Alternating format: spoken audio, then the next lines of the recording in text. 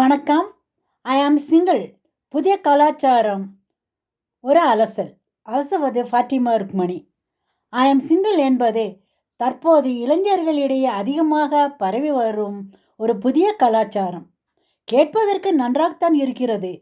சற்று உள்ளே சென்று பார்ப்போம் இதன் நன்மை தீமைகள் என்ன என்பதை.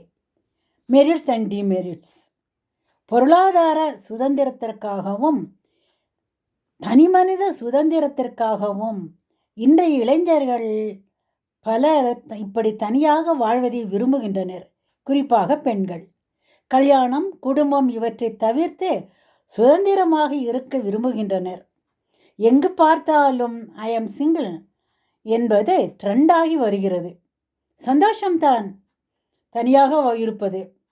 யார் தொல்லையும் இல்லை, யாருக்கும் பயப்பட தேவையும் இல்லை.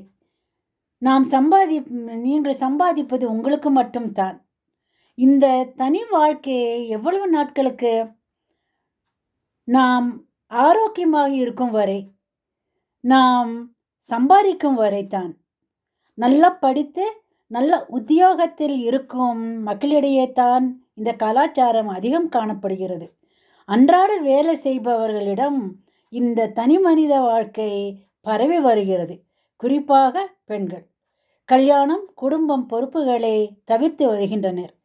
இதன் காரணமாக கல்யாணம் செய்து கொள்ள விரும்பும் ஆண்களும் பெண் கிடைக்காமல் தட்டுப்பாட்டாகி அவர்களும் சிங்களாக மாறி வருகின்றனர். இப்போது பெற்றோர்கள் தனித்து இருப்பது தவிர்க்க முடியாததாக வருகிறது. இப்பெற்றோர்களின் பிள்ளைகள் வேலைக்காக வெளியூர் சென்றிருப்பார்கள் அல்லது கல்யாணம் செய்து வெளியூருக்கு சென்றிருப்பார்கள். அப்படிப்பட்டவர்கள் தாய் அல்லது தந்தை தவறிவிட்டால் அந்த பெற்றோர்களும் தனியாக தான் இருக்கின்றனர்.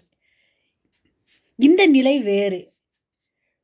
ஆனால் கல்யாணமே செய்து கொள்ளாமல் மனமாகாமல் தனித்து வாழும் நிலை இன்னும் சில ஆண்டுகளில் வருந்தத்தக்கதாக இருக்கும். டேட்டிங் மற்றும் லிவ் இன் ரிலேஷன்ஷிப் போன்ற மேற்கத்திய கலாச்சாரம் மேலோங்கி நிற்கும். அடுத்த தொடரில் பார்க்கலாம் demerits and demerits of singles. நன்றி, வணக்கம்.